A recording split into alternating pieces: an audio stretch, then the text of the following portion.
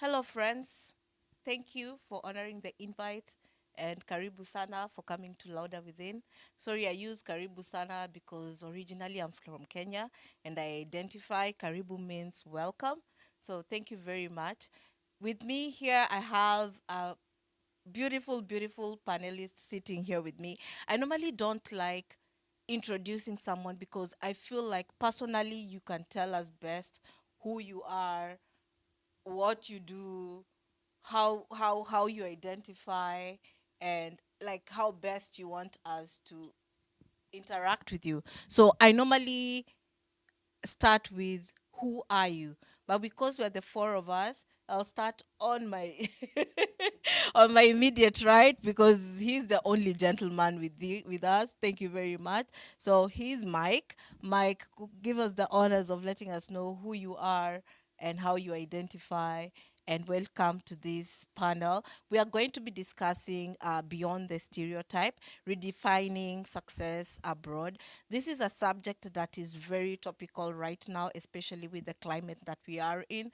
And I thought it wise, it's a subject that needs um, to be discussed, or somebody somewhere is sitting somewhere and doesn't know how to navigate this space, or is facing a backlash, or not even a backlash, is facing like success, in their life, and they're not being marginalized or anything, and they're okay with where they are, or maybe they are really struggling. So this is a topic that we can discuss and just look into and dive into.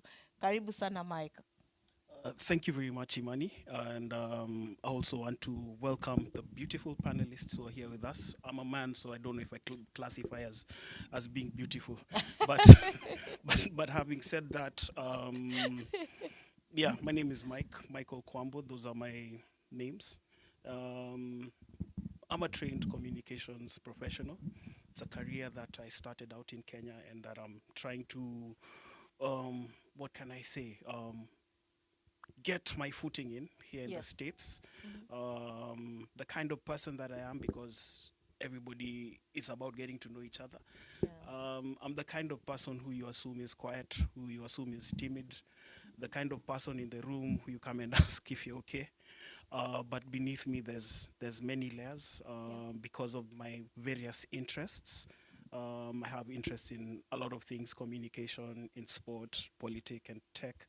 And I just like knowing what's happening around the world. Mm-hmm. And because of that, I end up being a storyteller. Um, I I run a website that focuses on Kenyan rugby. It's called 254rugby.com.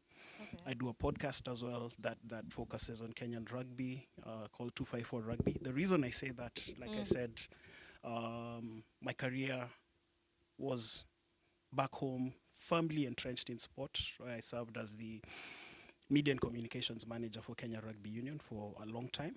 Mm-hmm. I left the role, but I came here. But there's things in you that never die. So, Oh yeah. in terms of like telling stories, I started with rugby, but obviously because that is something that is easy for It's me in to you. start with, Mm. but I'm looking to expand it to other horizons, and that's me. And like I said, I'm unpeeling my layers. We'll unpeel more as we continue with this discussion. Sure. Thank you. Sure. Carol. No, I've been meaning to sit with Carol for such a long time. Oh my god. He's an amazing person.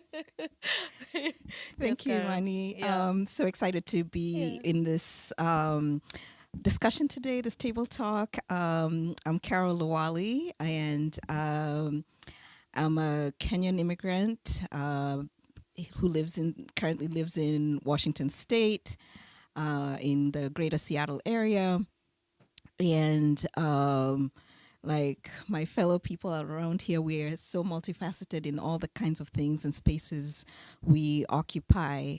My 9 to 5 is I am a director at Seattle University's Career Center, the Career Engagement Office. But I have so many interests. I love my community. I'm a community advocate. I also love to travel. I love wine, as we had been discussing a little bit earlier, and just have a lot of various interests in a lot of different things. So we'll unpack all of these things in a little bit here. Oh, thank you. My friend. Hello, everyone. Yeah. My name is Pauline Gatai. First of all, I'm Kenyan. I live here in Washington.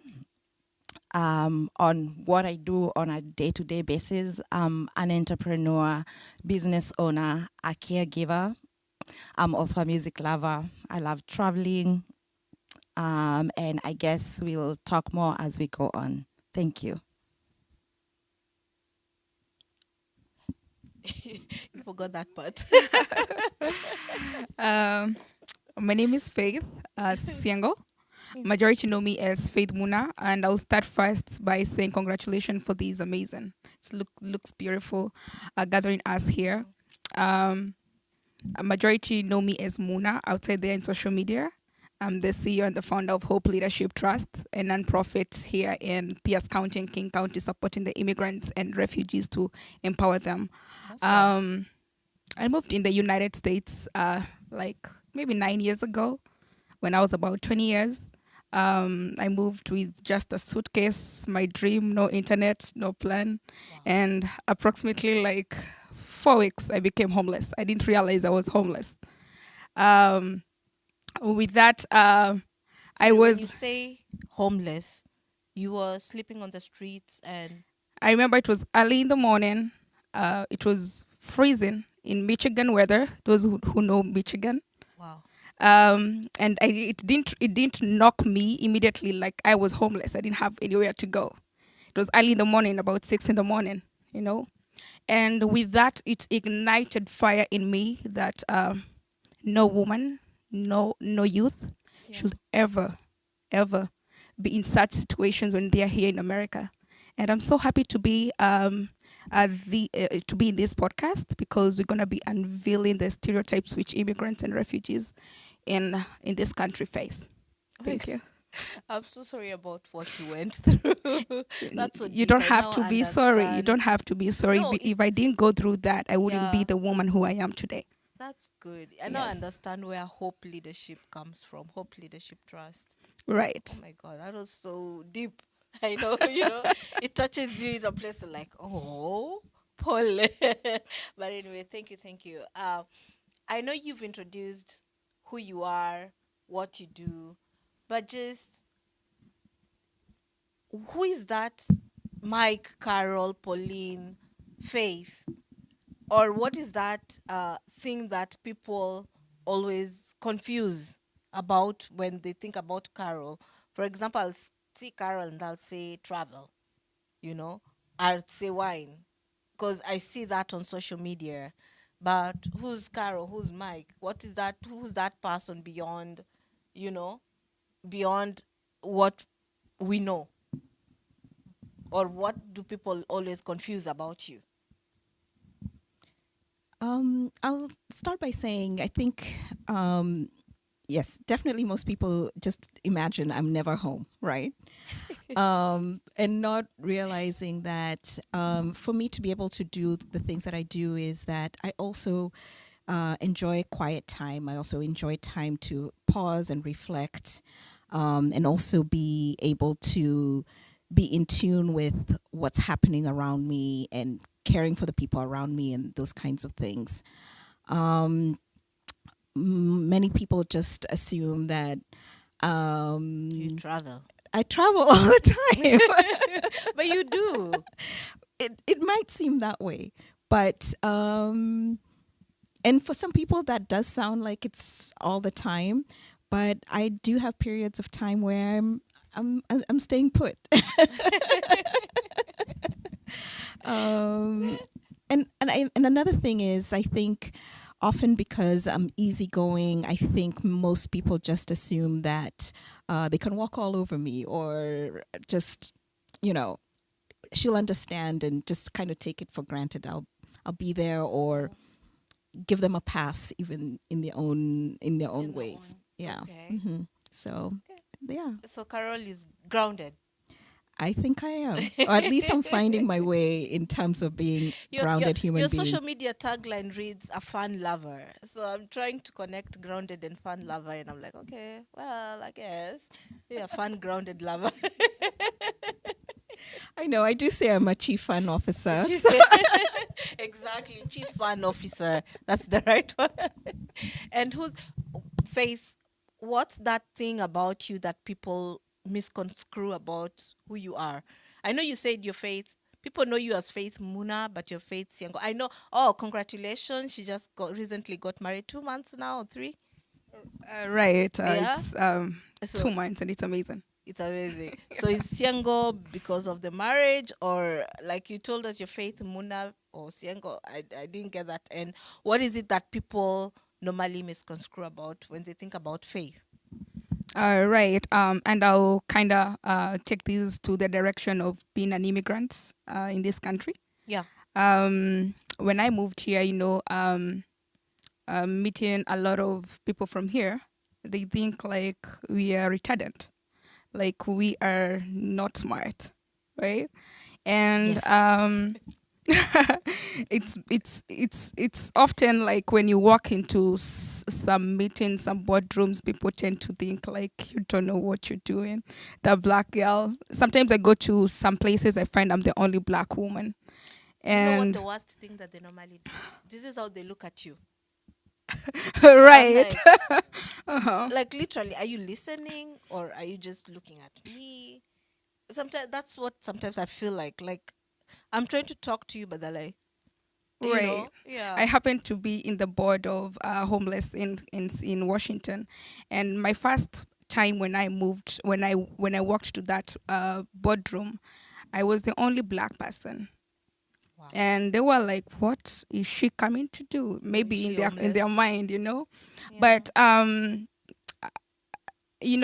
I've tried to prove myself, but not communicating, but proving that um, there's more to that person who you're just assuming. Yes. It doesn't have to be in with communication or with anything, but what you do, the actions you do, the bold steps which I do, yeah.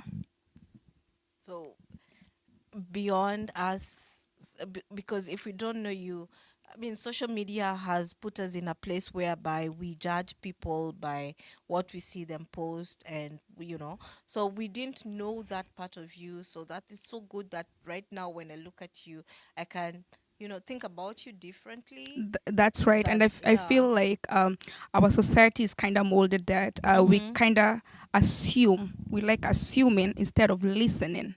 Yeah. When we start assuming things, that when we put people into a stereotype way, but when we kind of give chance to people, listen to them, listening is so good. Yeah. Oh yeah, true. So let's start jumping into the stereotype. And Carol, I'd just like to maybe give us a definition, since you're the expert in DEI, just for context purposes. Oh gosh. Stereotyping is assumptions of where you box people in certain characteristics, attributes, lifestyles, and assume that all these people who bear these characteristics are like this, a certain way or another, right? Yeah. And you apply that belief and attitude to every individual that you meet in that way. And it's those questions like, all black people are this way, all Asian people are this way, All Kikuyu people are all this these way. yes, exactly. Luo people are this way. Yes. And many of those beliefs and assumptions have come about from a lot of different things. Some may be true, but also the truth has been stretched, and some are just misconceptions and perceptions of others. Yeah. Yeah. Okay. I'll just open the floor and we just go with, what are the kind of maybe stereotype that any of you has faced when they first came in, and how has that shaped you? What is that particular or any kind of stereotype that you've faced and how it has shaped your life right now?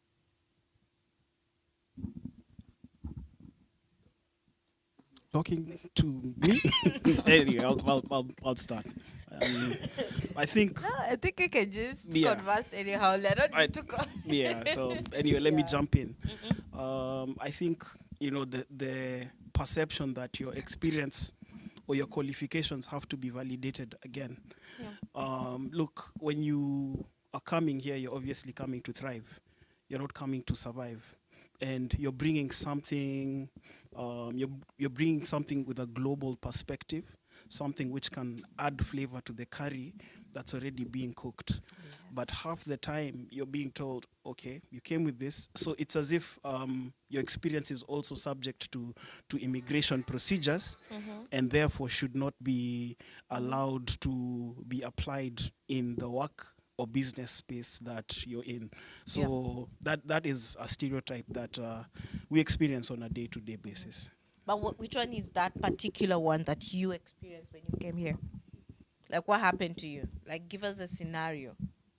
Well, the scenario was you are getting into a job that entails dealing with clients, a marketing job, Yeah. and so there's an issue about your accent. But the trouble is, I know that I speak clearly. I know that my grades in English are good, and I know that I am able to communicate and probably even get the client to close and have some business. Yes. So you look at it and you don't take it personally, but you're like you take note of what's happening, and Yes. it pushes you now to, in some instances, open up your own space and provide the same services that these individuals were trying to lock you out of. Yeah. Oh, sorry about that.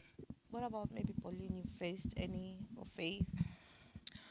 For me, I feel like it wasn't exactly a stereotype. It's just seeing in a workplace, you find between me, an immigrant or Yeah. a black person, and somebody else, you are treated by different standards. Yes. For instance, there was in healthcare. There's how we are supposed to treat our clients or residents or Yes. patients, depending on your setting. And I mean, their abuse is very. There's a lot of things you can do that can be called abuse. Yes. So I literally saw a white nurse do abuse, like proper abuse, like they pinned a resident to the wall, but nothing happened to them. And I thought in my head, if that was done by an immigrant or somebody of my skin color, that would have been a whole different story.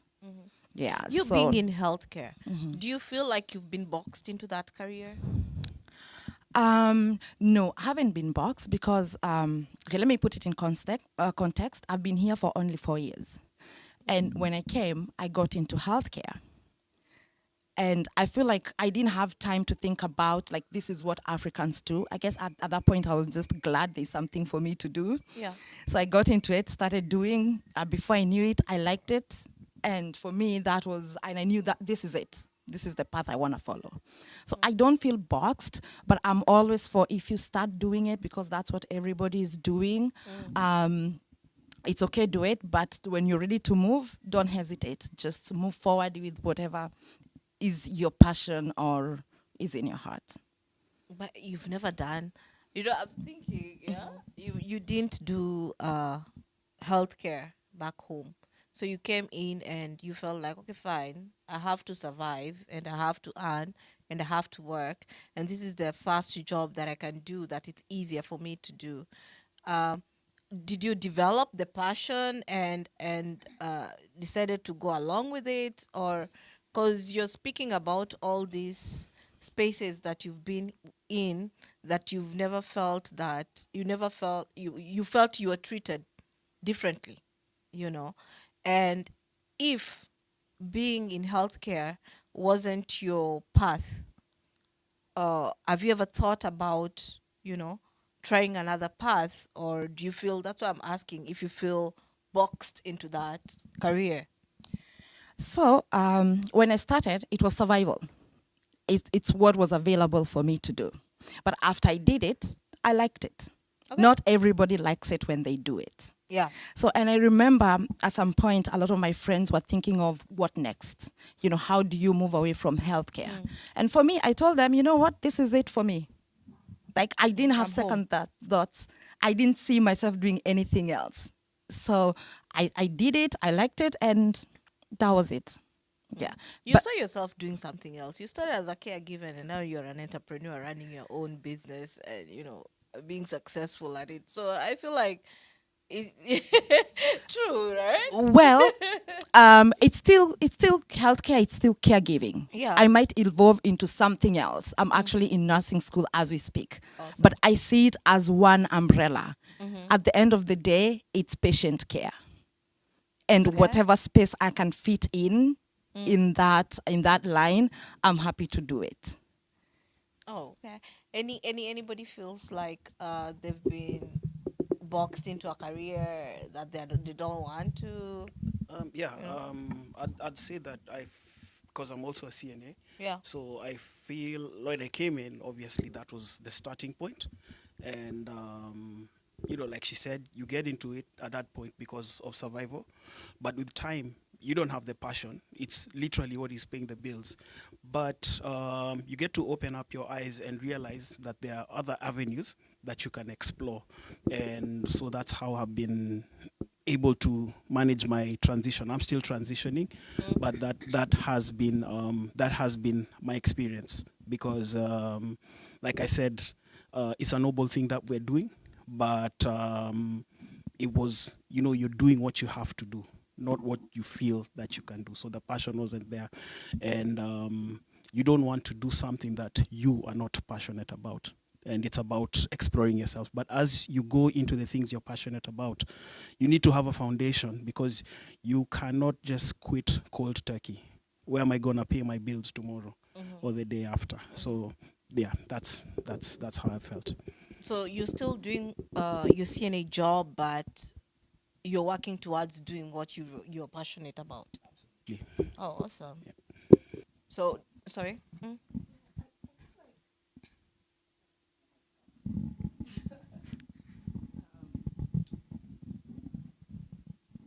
The wine and the stem issue. Here we go.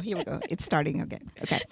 I feel like my experience has been I did not go into healthcare. So I did not sort of go the typical. I came as a student, Yeah. and I was a business student and communications student and things like that. And I feel like with the sort of like cohort group that I was in, many of my other fellow immigrants, particularly the Kenyans, Yes. most of them are actually going into tech, right? Or accounting or or engineers, that kind of thing. And so the healthcare piece for me actually came even long after I'd graduated, more early 2000s. But prior to that, it wasn't as pervasive and prevalent as it is. But knowing that, I do recall in some of the places I've been being questioned, why aren't you in healthcare? There's so much money in this and it's so easy to get into and everything. And I'm like, not everyone can be a caregiver. And I was finding that the boxing in or the stereotyping was actually coming from my own community, That's right. not necessarily from the sort of like the American society that I'm integrated in or trying to integrate into. It was coming more from my community and being questioned as to why I am not even thinking about healthcare. That's a very interesting way to look at it. I've actually never thought about that. And when you said it, it actually rang. It's mostly my community that would ask me, why are you not in healthcare or why are you not doing this? That's right. Yeah. That's funny. But it's good that you've shared that, and anybody maybe who's listening can feel like you don't really have to conform to a particular, not just healthcare. Healthcare is a very noble profession, pays well. I almost said pays well as, but pays well.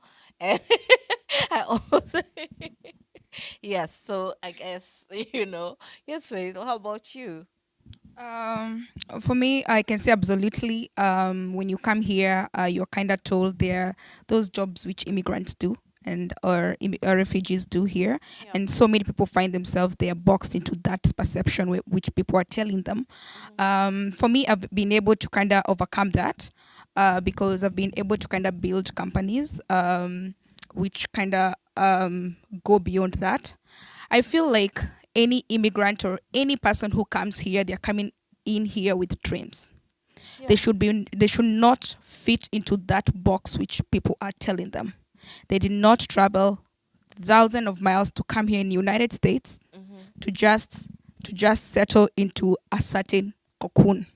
You know, I'm not saying caregiving is bad. I'm not saying house care is Healthcare. is bad, but I feel like we have been given abilities, you know, and not unless it's not some people just do something because they were told that's what is there, Yeah.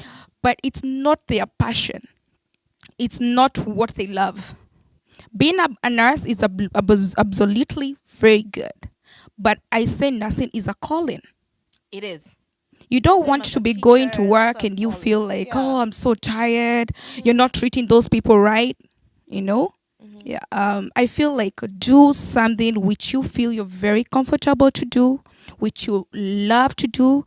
Absolutely. Do I love working with the community? 100%. I don't feel tired. I don't feel exhausted because that's something which I love. So when we do something which we love, we overcome the box which people have put us. Yeah.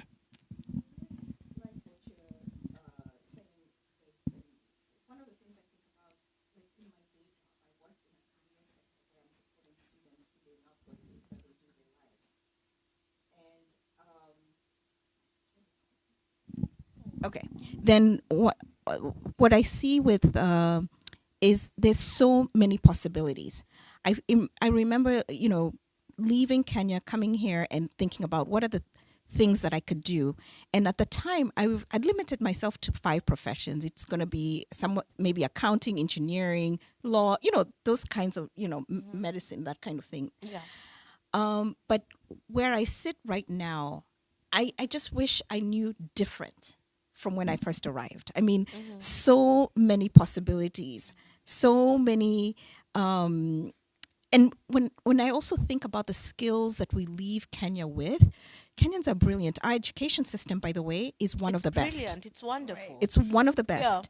And when we are here, it saddens me that we feel like being employed, having an employer, we're not thinking about entrepreneurship. We're not really thinking about outside the box types of things that could be happening. The startup company, the startup world, all those kinds of things. You could even be in education, but also not necessarily in a classroom, but there's so many possibilities out there.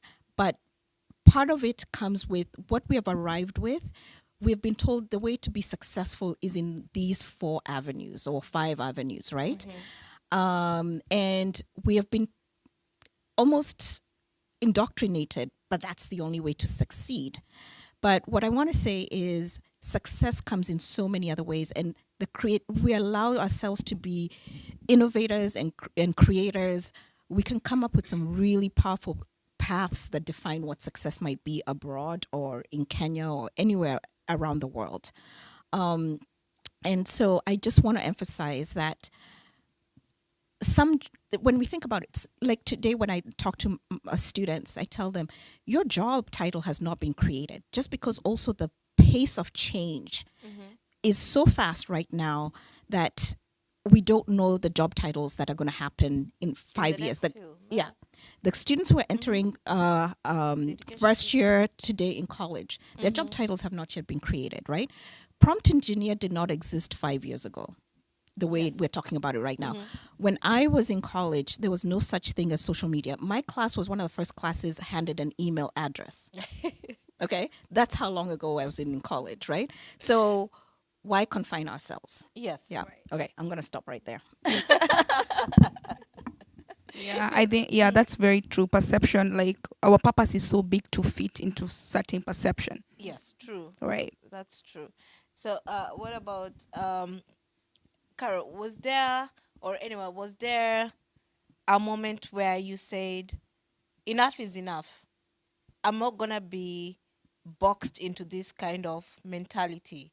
And what exactly did you do? Like, give us like a blueprint, you know, to get to not to think in that way, like not to think in a particular, like a one form kind of way, whereby I have to do what society wants me to do.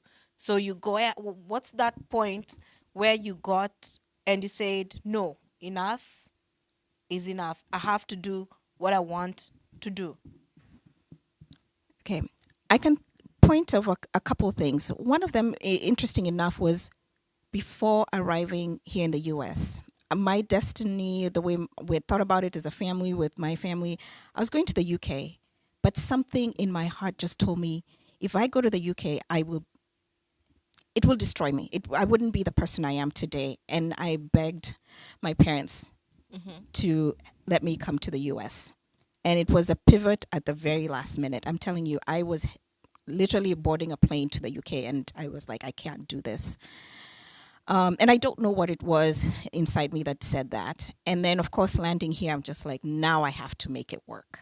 Whatever is coming next, I have to make it work. And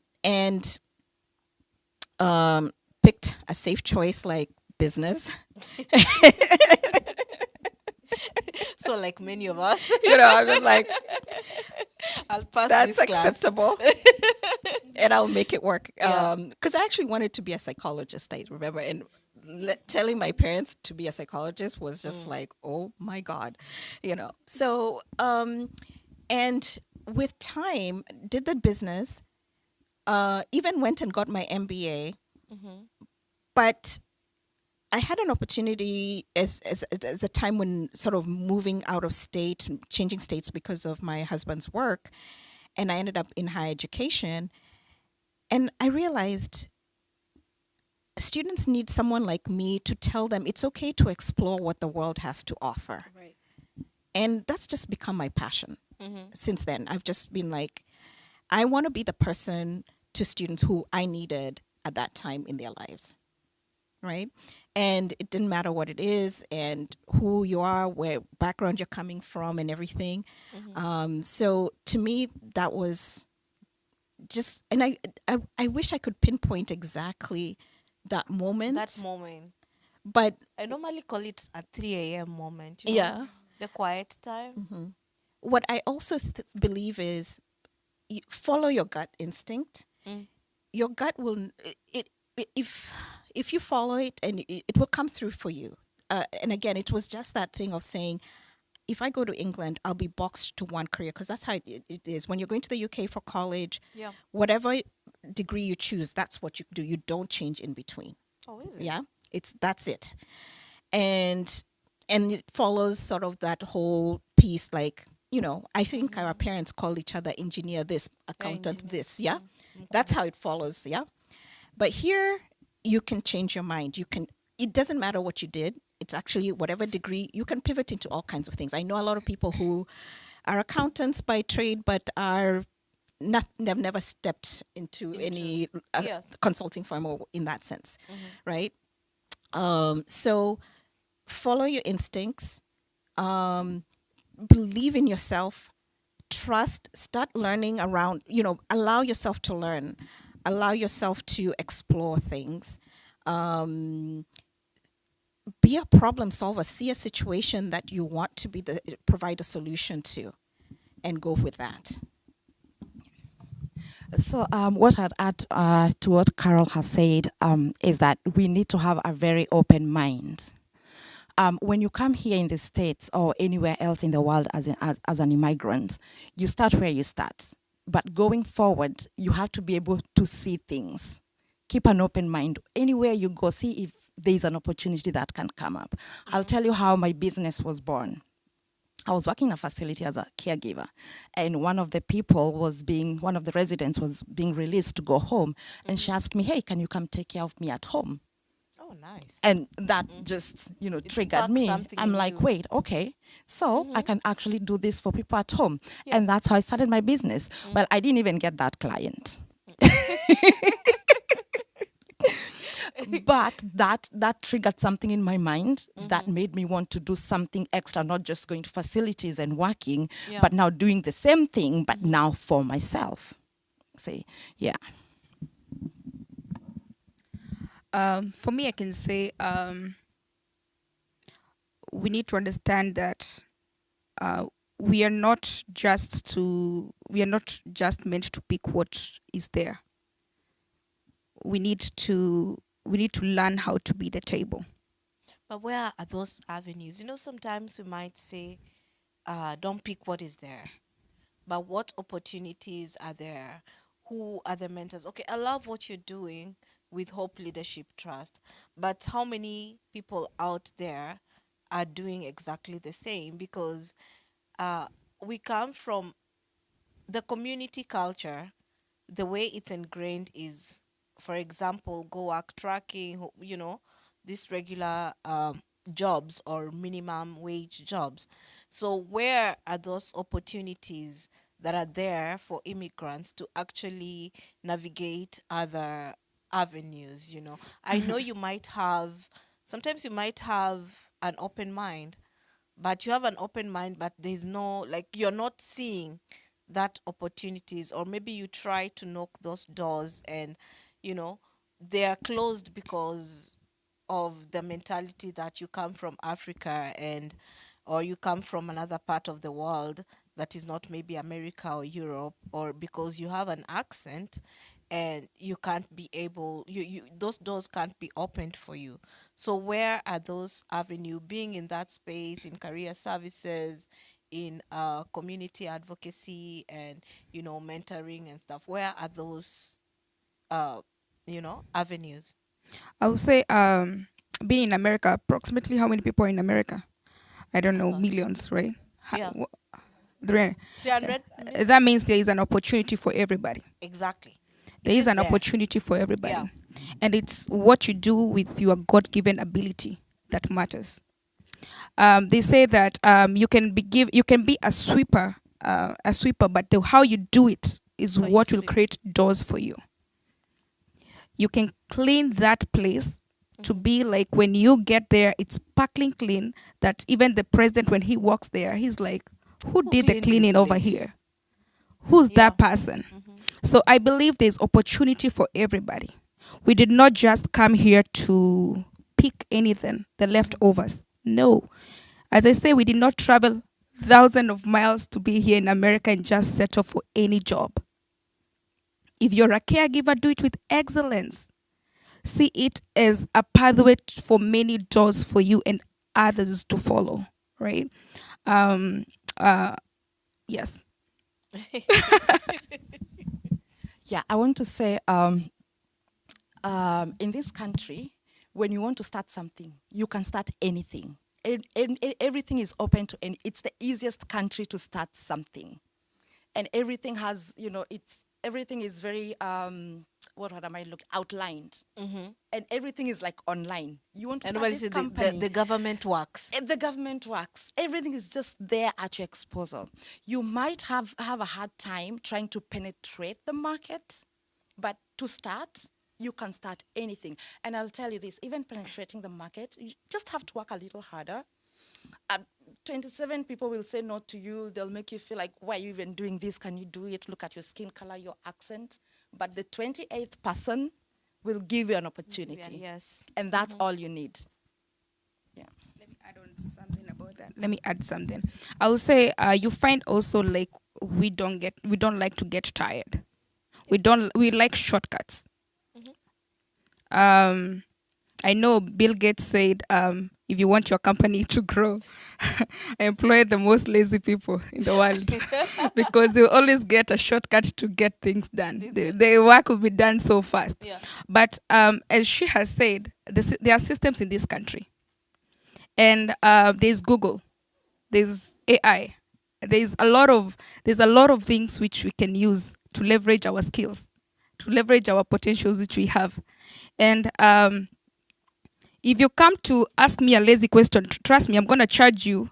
I'm gonna charge you for that 1 hour. I'm not gonna charge you less than $150.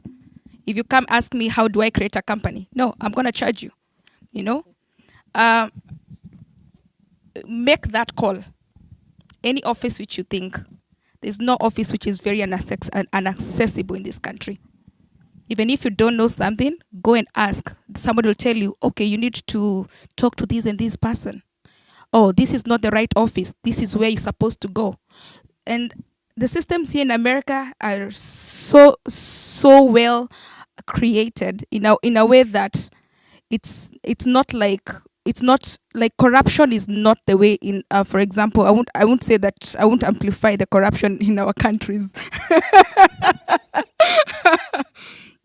because we come from an amazing motherland. That's why I said the government works here. When you start Things thinking work about here. home, you're like, oh my. Yes, And things you see, work coming here. from that mentality and then being here, you first have to change that culture in your head that, well, I have to deal with the government. Anyway, sorry.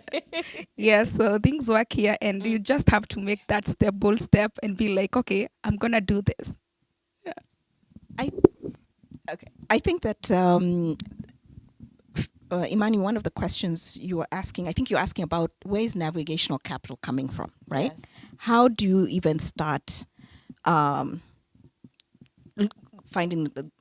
anything on Google, right? Do you know even which departments are?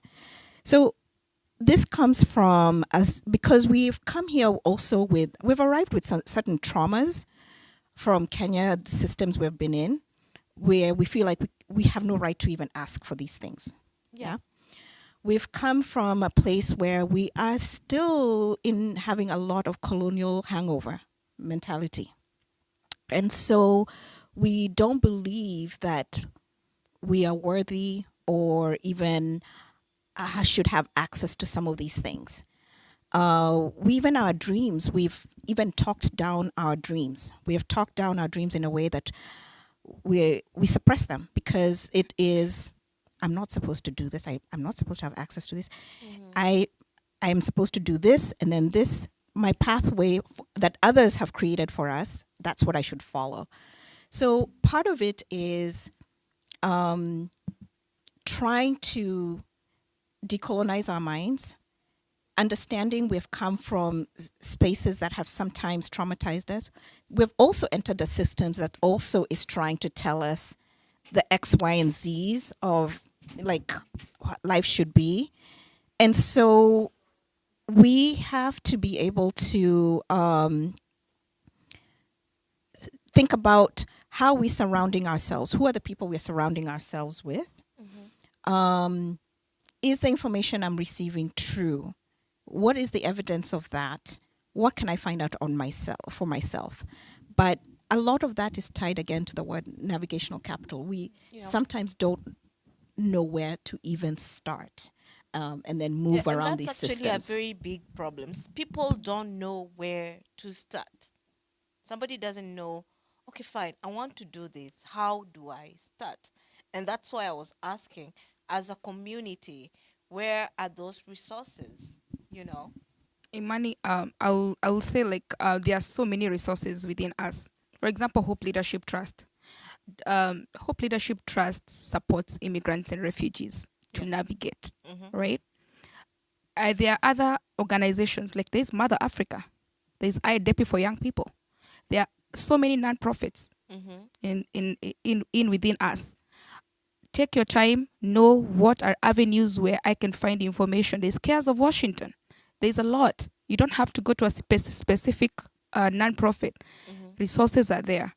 It's just you taking the step and doing it. Yeah. I probably have a question for you, Faith, coming from a communications perspective. Much as there are all these bodies with all the resources, what is the awareness about the organizations? Because I think we're in an age where I know people say, do your things behind the scenes quietly, but what are they doing to make themselves known? Because probably The organizations could be there in plenty, but the people in need of the information and the services are not aware. Because I feel that if you amplify your voice as well, in platforms beyond this, people would now know, hey, I need help in this and this, and so I can come to you. For example, some of the ways we are creating, I'll speak on behalf of Hope Leadership Trust, some of the ways which we are creating so that we amplify our voice within our community. We have so many immigrant WhatsApp groups. We have a lot of religious places. We have a lot of community places. Yeah. Most of the time, you're gonna find us in community groups. You're gonna find information when you go to gatherings. You're gonna find a desk for Hope Leadership Trust. So we are trying as much as possible to put a word out there, even if it's word of mouth, having people speak about Hope Leadership Trust. And also we ourselves, we can be advocates. If you know something, somebody can benefit from, always tell them, okay, there's that organization which I know, and this is their contact, this is somebody who I guess works with this. And I think that's how communication can flow to the community. Apart from that, have you ever thought about, or are you working with the government just to also to try, because I know their WhatsApp group, not everybody is in a WhatsApp group. Yeah, their community, events, not everybody attend those community events. And not because maybe they don't want to, but coming from a mentality like Mike has said, do your things, like behind the tent, for lack of a better word. So are there, like, those avenues for people? And when I talk about avenues, I'm talking about avenues where you have resources where you can be able to help somebody maybe who's stuck in a stereotype kind of job, and they want to do a job that they're passionate about. So when you're doing your advocacy, do you connect them maybe with companies, organizations, or government? Or when you're doing your advocacy about helping the community, how do you go about that? That's what I'm trying to. Yeah, I understand. First of all, I'll say, partnering with and collaborating with other organizations or other media channels. Like Kenya American is one of our partners, and also being also in this podcast, because the people who are viewing, it's part of reaching information out there. Yeah. So, and the other thing is we have partnered and collaborated with a lot of non-profits. So if we don't have it at Hope Leadership Trust, probably we know Cares of Washington, this is what they are good at doing. So we do the case management, where we kind of refer them to resources which we don't have or we don't provide. So your resources, are they just living resources, or are they career resources? Are they school resources? So for us as Hope Leadership Trust, we support people to heal, first of all, and Okay. and mentor them, and also leadership programs. Maybe you might be knowing a nonprofit, for example, Cares of Washington. Cares of Washington, they do support immigrants and refugees who come here with career education. Supporting them to navigate different careers. Also, they do offer scholarships. Those are avenues which we can just connect them through the links which we have. Okay. Yeah, and also Nani- Pierce County does a very good job where they do education. Yeah. One of the things that's sort of surfacing to me right now is when I think of our specifically Kenyan community, there's some things that as individuals, as a community, we could maybe even do a little bit better. One is, in what ways do we behave that's encouraging like help-seeking behaviors? Yeah. So that someone can feel safe, have some degree of vulnerability to ask for help, right? What I find often is that most people want to show up like everything's fine, right? Yes. And it's not fine. Or want to show whatever picture of success it is in their mind. And we could definitely do a lot more to encourage self-seeking behavior, talking about, life is not easy, but we can help each other, those kinds of things. We also need to encourage, again, that vulnerability and saying, I need help. I can't do this on my own. And yes, there are a lot of people who do things a lot on their own, but the journey is easier. What is the saying? If you want to go fast, go alone. If you want to go far, go together. Go together. Yeah, it's that same concept is something that we as a community could really do better in helping people, whatever their definition of success is, breaking out of these stereotypes that we've been talking about and things like that. So, yeah. Okay. So, for somebody who's listening, like I said, and they're stuck, what is that one message? Maybe we can just go around. What is that one message you will give to them for them to be able to unlock their mind and open it? Oh, the wine and the stem. I keep forgetting. And what's that message like you'd give that person to be able to unlock them and go after what they want, like a small louder within moment with them? I think I'll go with this one first, and I'll say that for that person who's feeling stuck, show up with your full identity. Show up with the person that you really are, with the passions that you have, because this is eventually going to get you into doing the things that make you tick on a day-to-day basis, that make you sober and sane, but also fulfill you. So don't stop doing you.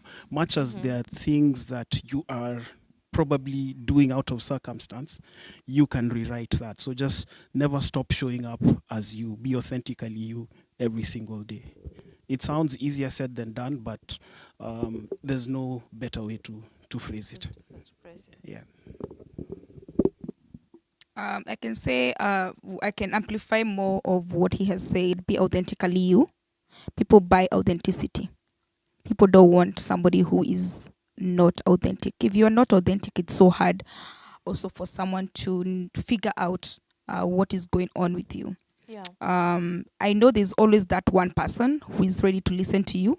So be yourself. A lot of people hide on social medias, on Instagram, and that's not the real them. That's not them.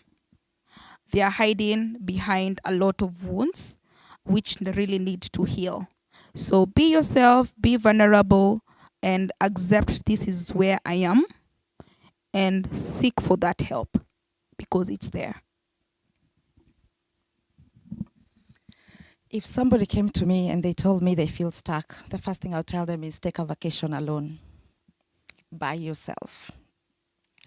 That way you get time to sit with yourself, know what's truly important to you, know what your dreams are.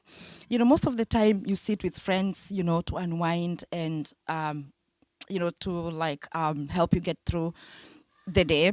And as you're discussing, remember, it's a group discussion. So the ideas are shared. It gets to a place in that discussion, you don't even know which are your ideas and which are not. When you do things with your friends all the time, you don't know whose ideas you're following, but you're just following.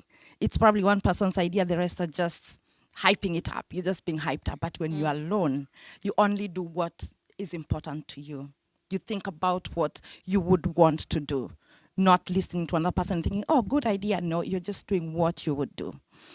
So I'd say take a vacation, and you don't have to go anywhere. Maybe you don't have money. You can just take it in your house. Just spend the two days of your off day in your house, put off your phone, and just sit in your thoughts. That way you get to reconnect with yourself. You get to rewrite your story and control the script as you would want without the outside pressure and influence. What about you, Carol?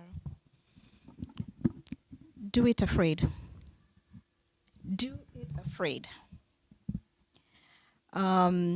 I feel that often we're waiting for safety and everything to be perfect, or even questioning, what if it doesn't work out? But what if it does? So those are what I'd say. Do it afraid. Okay. I love what everybody said. I just want to reiterate on what Pauline said because once I took a hike, it was actually a 10-mile hike, and you had to pass a river. I don't know, there were like three rivers, and then there were small hills. And we started as a group of, I think we were 15. But at one point, you find that you're alone and you're hiking for 10 miles. You're alone. It's in California. The sun is scorching. You're scratched. You get to a point, you're like literally everybody is trying to survive, everybody is taking care of stuff. And to that point, I remember I felt, now I'm with my own thoughts. There's no music, there's no network, the phone is not working unless maybe you just want to take photos. So you are forced, in your mind, you're forced to think, you know those that mindset or those ideas or those um things that are blocking your mentality, they come to play because now you're forced to look at them, and you're asking yourself what those questions, what am I doing, how do I do this, how do I go about this? So I like that part whereby sometimes, like you said, if you're feeling stuck, take that vacation alone. And if you can't take a vacation, take that hike. Talk to yourself, like, be look into yourself and talk to yourself and be your authentic self. That way it helps you to ask those questions and answer and move forward. So I think that's a really good way to look at it, because I'm telling you, you know until you feel like you're in a trance, because now you're talking to yourself and there's nothing you can do. I'd like to add on that with another example. Yeah. In 2018, I did a full marathon, 26.2 miles. At 13 miles, I was asking myself, why am I running? You know, literally, because did I was running, and literally the whole thing is that you have to keep moving. Mm. So my stride was broken, and if I just let my heel touch the ground, I was going to start walking. And if I started walking, I was not going to be able to get back into stride. And I was in Kampala. It is hilly. It is 7 in the morning. It's as hot as Kisumu, if you've ever been to Kisumu. Nothing that I reckoned with. But I did it. But in between, you're having all these conversations with yourself. But once you finish up with that, you know that you can do this. And it changed my perspective on a lot of things. To the point that, yes, you'll be stuck, but you can overcome this no matter how hard it is. Yeah. Let's talk about identity and belonging. Being here, I know that, okay, fine. We've almost probably all of us we've faced stereotyping. And before we go forward, is there anybody who has something to say about stereotyping or even has a question? Hello, anyone? No. All right. Let's go forward and talk about identity and belonging. Um, how do you feel you belong somewhere, especially in the professional setting? How do you identify and how do you feel like, now I belong? Fine, you're facing stereotype, which is maybe in your normal day to day, until now you don't even care about it anymore. And I know they try to sensitize us about DI, and there are all these work trainings and workshop that we do. But at the end of the day, I feel like it doesn't end from just training, because when you're there and you're trying to fit in into this place, sometimes feeling like you belong is really hard, so what you read in the training, it's not even being exercised at work. So how do you identify and feel like you belong where, in your workplace? I think the feeling of belonging comes when you don't shrink. When you don't shrink, you don't dumb yourself down, for lack of a better word, where you can exist as you. You could be goofy, you could be verbose, but you are you, and nobody's judging you for that. It's what you're bringing to the table. It's the respect. So belonging, for me, comes with the ability to be you. Yeah.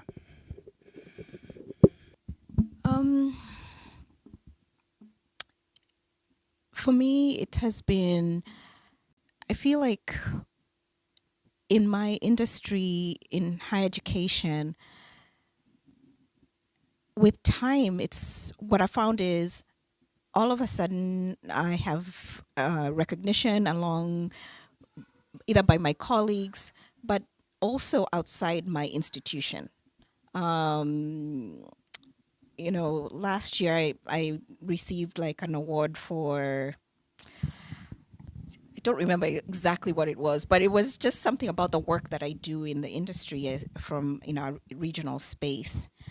When I receive sort of messages, we have an upcoming conference and everyone's like, we don't see you on the conference list, what's happening? My absence is already being noticed. So those are some of the things in terms of my work, my 9 to 5 areas, or when someone calls me up and is trying to problem solve, and they recognize what I have to bring. But ultimately, in many spaces, whether it's at work or it's with the community I belong to and everything, is having that seat at the table, having conversations that where your worth and value are seen and wanted, and being able to participate, along with you being able to show up as who you truly are, right? I love that thing of not shrinking, being able to just show up and say, this is who I am. Yes. So I think that's the door. Just open it and close it. Thank you. Yeah, this again, just emphasizing that authenticity as well as being able to show up in all these spaces as who you are is important, and to me shows me a sense of belonging. Oh, awesome. How do you normally feel like you belong? Especially in my field, which is, I would say, marketing for home care companies. It's a very wide space. And what I see with a lot of immigrants who are doing home care businesses, they will come into the spaces, they'll come for one meeting, some will come for two, and then they'll disappear. And it's just that thing of feeling out of place. Yeah. So how do you feel belonging? I would say, first of all, you have to be confident. And that's just basically, I think somebody else has said, being comfortable with yourself. You have to be, no matter what. Even when somebody has, is looking at you like, what are you doing here? What can you bring? Still keep your confidence, because you know what you can do. Number 2 is you have to be excellent at what you do. Yes. Because it's one thing going into that space. Somebody will ask you a question. What do you have to say? So you have to be excellent at what you do. So show up with confidence, and then make sure that you are good at what you do, so that when somebody talks to you, they know you know what you're doing and they can't ignore you. That's all I would say. Just show up in confidence and be good at what you're doing. Great. For me, I would say my part of being belonging is being myself, being authentically me. I have realized that's my superpower. And sometimes you might feel unseen, and that people are not valuing what you have. Not because you're not visible, you're very much visible. Yeah. But because people have decided to just look on the stereotype. Oh, that is just Faith, the normal Kenyan, right? So I would say, like, have I ever felt so? Yes. If I check back in 3 years, 5 years, I met myself just like maybe a few years ago. Oh, nice. Currently, or those who interact with me currently will say this is not the person I knew. And not being the person who always will have to find validation from people, but doing exactly what I believe is right and what I believe is what I love to do. Yeah. Can I just interject here for a minute? These two women, I'm just so in awe of them. What they have done in the few short years that they've been here, I wish I knew that. I've been here like a long time, okay? Multiple decades. Yeah. They're under a decade. Yeah. And you're nothing but you're not a stereotype. I mean, you're so far from it. Yeah? Yeah. So far from it. So yeah, you're not boxed. I can tell you that. I admire that so much. Yeah. Admire that so much. Yeah, I would say like sometimes you have to grow when your purpose is so big, you kind of grow that box which people want you to fit in. Yeah. And I like what you said, like 3 years ago, you found yourself. And I'll just echo that because when I started Louder Within, it was because I think it was somewhere last year, I guess, beginning of last year, something in me ticked, you know. I started finding myself. I start I started doing things that I love and I want. I started listening to the voice. I started blocking out negativity. And for my friends who know me, they normally do this because I like doing, like, just radiate positivity and block out negativity. And part was of it is because, like, we're here, like mostly in America, you come, you work in spaces where, like, sometimes it can be very toxic. I've been in a space whereby, the way you change shifts, right?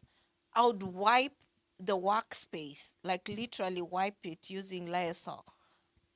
But the person would still come, sorry to say, but they were Caucasian, but they still come and wipe it. And I asked them, why are you wiping? And why I asked was they did this repeatedly, but they were just doing it with me because I was the only black, you know. I sit with so many white people, but they're doing it with me. I've not seen them doing it with another person. So I kept on asking. And you see, being in such a space, it can be very toxic, because it just doesn't end there. It's a lot of things. Like, I've worked somewhere with somebody who, when they come to get the report, they will not get it from me. They would rather get it from the charge, or they get it from a boss or something like that. And I'm like, I mean, do you feel like I won't give you like the right report or something like that? So such spaces for me made me really, at one point, really sad. And what clicked for me last year, beginning of last year, I think, or last year, but one, was that voice inside of me was like, where is Faith? Where is Tindy? I grew up, I'm a very bubbly person. I'm a very happy person. But that person somewhere got lost. But she came like, I don't know. I don't even, I can't remember if it was out after the hike or something. But that spark just came in, and I felt like, no, what am I doing? Why am I not following my passion? And I really like what you're talking about, like, be your authentic self. Do not care about what anybody else thinks or say, as long as you're doing the correct thing, asking the right questions, looking for the right resources, knocking those doors. Go and do it. And then what other thing is, sometimes we have this mentality where somebody feels like, if I do this thing, what is that person going to say? What are these people going to think about me? If I go online every day, what are these people going to think about? What are they saying? Sometimes you're even afraid to post something because you're scared of what people are going to say. But apparently, they don't even care about you, you know?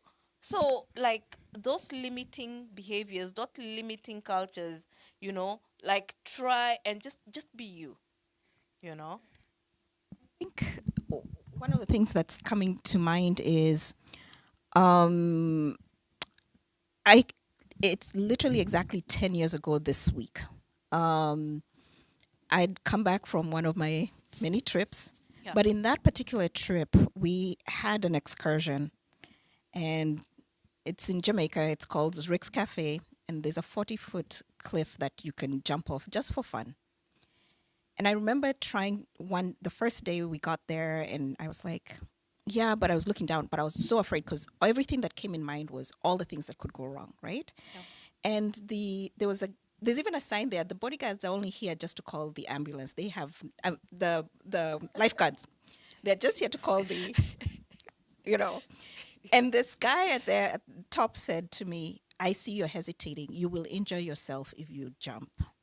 And I decided, okay, I'll be safe. I'll play it safe. So I left. And that night, I was so mad. I was so angry with myself. And I was just like, I wish I had done it. I just kept saying, I wish I'd done it. Now, why were you afraid, right?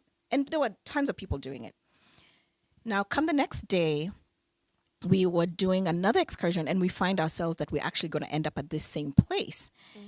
And I said, today, I'm doing it. I'm doing it. And I went and I did. I did not even hesitate and everything. And I'm so happy that I did. Now, why am I sharing this story? I come back and I find that I'm very, very sick. I ended up like in the intensive care unit, all these kinds of things. And when I was laying in the hospital, I thought to myself, my God, what have I done with my life? I literally had this moment where like, what have I done with my life? And from then on, that's when I started with that thing of do it afraid. Just do it afraid. And I just said, I want to experience life. I really want to experience life. Life cannot just be get up, go to work, come back home. This has to be more to it than that. And just talking through myself that way and now really seeking out these things where I feel alive. So at the end of my life, I'll be like, yeah, I got to do that. Yeah. That's a wonderful story. I would say like a lot of us or a lot of people are still in prison of their old self. Um, and this also comes with stereotyping. If you see so and so, you are like, oh, is this the person who I knew like 4 years ago who used to do this and this and this? Yeah. I don't think she has anything important to bring on the table. Immediately right there, you've stereotyped that person. True. Because they are not the people who you met last time. True. No. Oh, that's a good way. And I feel like we should never shy about the previous people who we were. We should always know and carry it with pride, because if we did not do that, we couldn't be the people who we are today. So for me, if you say, oh, this is a Faith who used to do this and this back 4 years ago, 5 years ago, Yeah. you're not going to be ashaming me. No, you're not going to be ashaming me, because today I'm totally a different person. And those are things which have shaped me to become whom I am today. Another thing which I find immigrants really need to work on themselves is being here in America, we are already in a global stage. Yes. We have traveled miles and miles to come here. We shouldn't be tied to our cultural identities, old-fashioned cultural identities, which make us not to improve ourselves. And that comes to tribalism. That comes on how we call each other. Yeah. I refuse to be called I'm from this tribe. I refuse to be told like, okay, I refuse to associate myself with the old-fashioned cultural ways, Yeah. because I believe I'm on a global stage, Yes. and there are millions of people here from different cultural backgrounds, True. different races. Why should I still hold my old-fashioned things? Those are some of the things which stereotyping does. Talking about that, like it's good that you've mentioned it, because sometimes you're in this space where if you're trying to think globally, like you face like a backlash, you know, or people are going to say, oh, Faith is feeling herself, or Faith, doesn't want to associate with that because maybe you're not conforming to that, you know, cultural way of doing things because you feel like I'm in a global stage, so I have to do things globally. So how do you navigate that? You do not need to ask permission from anybody to be authentically you. You do not need permission from anybody to be authentically you. Yeah. Be very comfortable to say no. When you ask me a question which I'm not very comfortable to answer, I'll say no. And if you call me a name which I don't like, I'll tell you, please, that's not me. Create those boundaries. There's nothing wrong of creating boundaries, and let people respect those boundaries.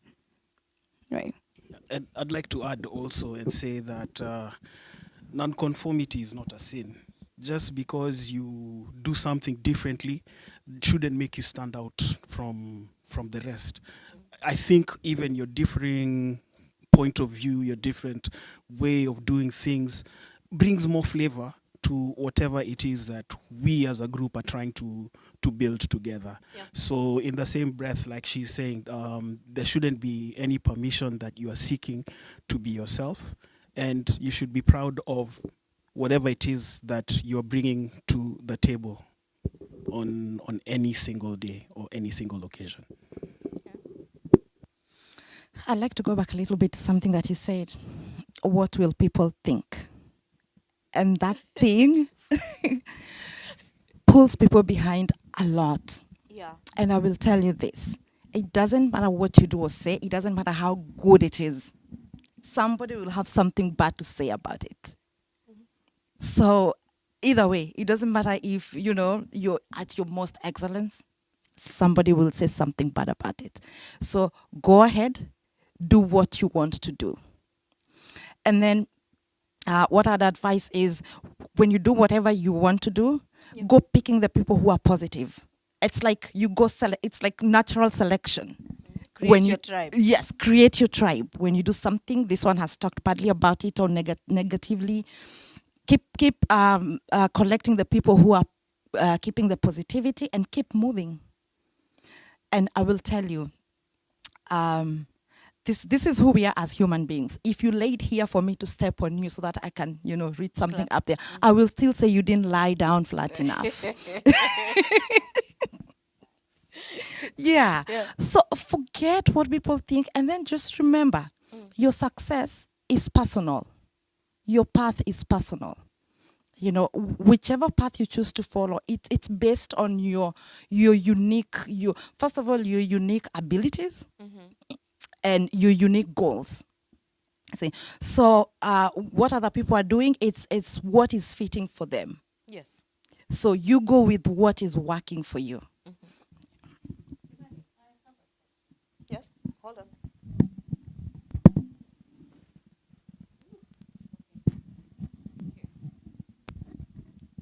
Well, I've been listening in on the stereotype and sense of belonging. In a previous podcast that I was in, the main other challenge that came about, especially for immigrants, was the limited access, which Tindi spoke about earlier, of resources and where to go. Aside from Google, the community does not have a standalone place or center where somebody can go grab that information and share. Apart from the advancement in technology where you can get everything online and all that, some people really think that there's need to have a physical sort of a structure for that. But my main question is, do you think that most people are still boxed in because of a lack of a safety net or a safe space where they can go in and call or speak up and share and ask for help? Because majority are boxed in because of fear. As much as we want to do it afraid, we are still tiptoeing around so many eggshells about other things that may have happened, not in our time here, but in following leads of people who are still wounded and hurt by who they have become.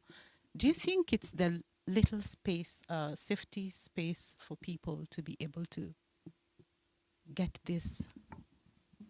You've hit on a very, very key thing that I've been thinking about, and even as I was thinking about today, is I think in our community, when we think about trusting others, we brought, and earlier on I mentioned some traumas we brought with us, and that's one of them.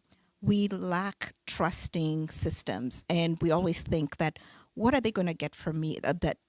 And people have been hurt, right? So we have to acknowledge that people have been hurt when, in the guise of, I'm trying to help you, but in the end, we have actually exploited, right? When someone has been out seeking for help, or when someone is down or trying to access these kinds of things. People with who have many people, so we are lacking sort of that centralized resource, or even a culture of coming together as a community. When I think about many other, even African communities, how they've come together to support each other. And I would definitely say we have some work to do around that. And yes, there's definitely some organizations like Hope Leadership and many others, even statewide and everything. But when thinking about galvanizing, say, like even the Kenyan community, we lack. Because even if we say, let's go to the churches have also left out people. Let's go to here, community centers, they've also left out people.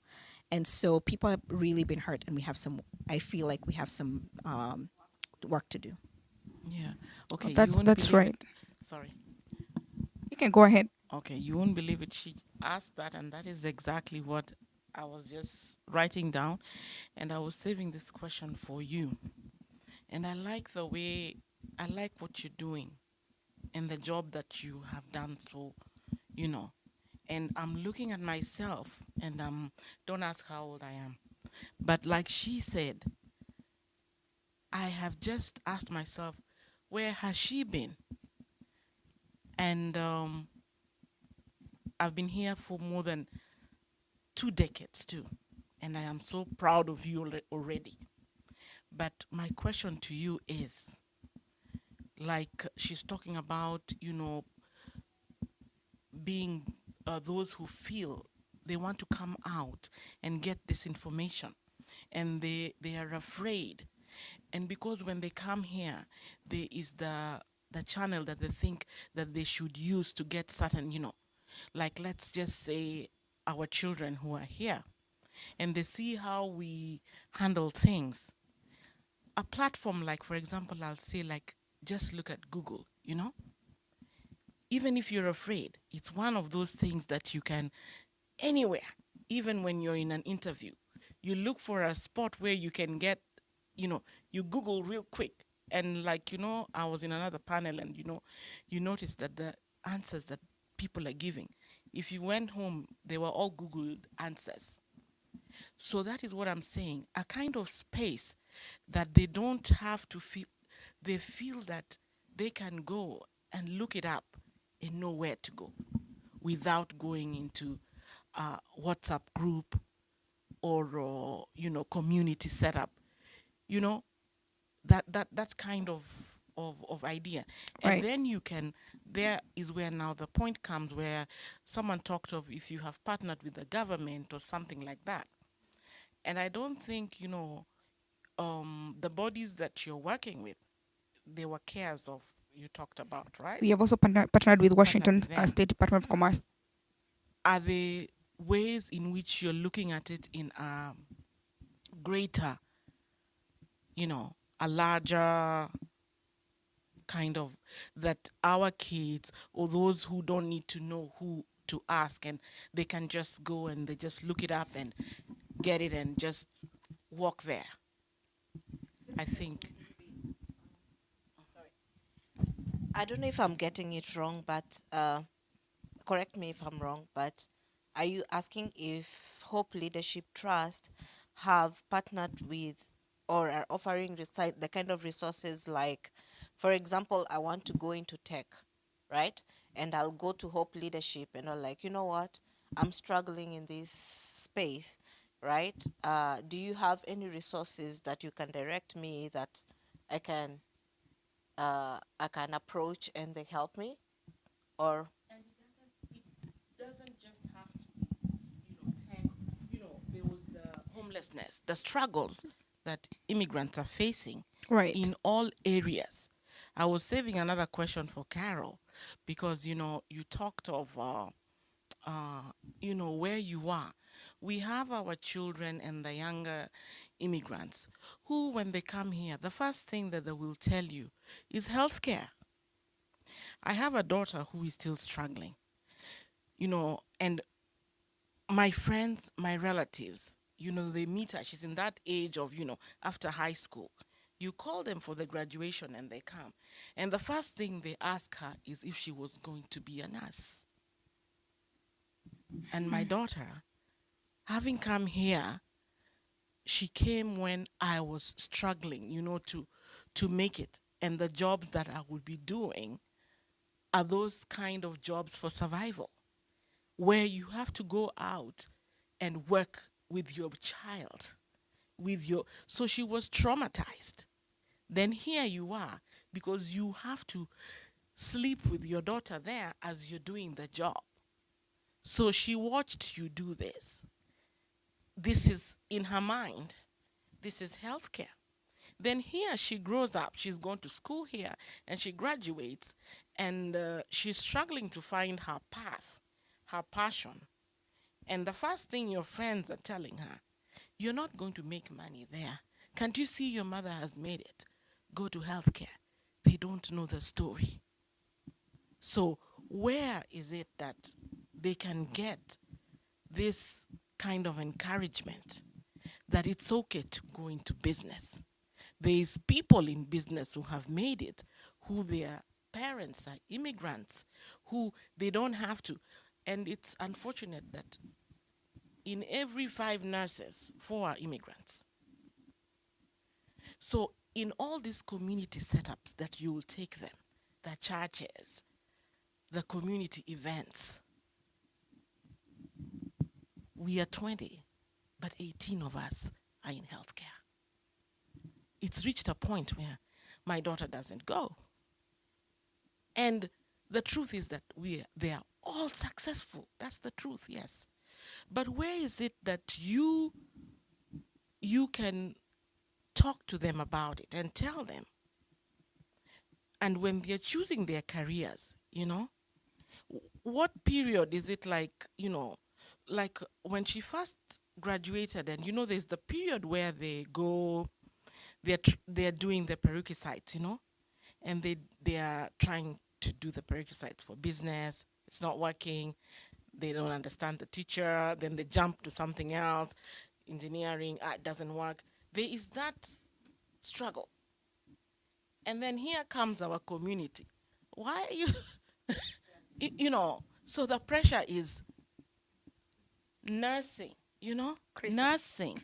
So, and then, they look at themselves and they see they can't get that money. They need, quick money. They need, so that pressure, and then it's not a calling, because their memory is of their mother doing those kind of jobs when their mother came here as a professional from back home. So where is that where they can get that confidence?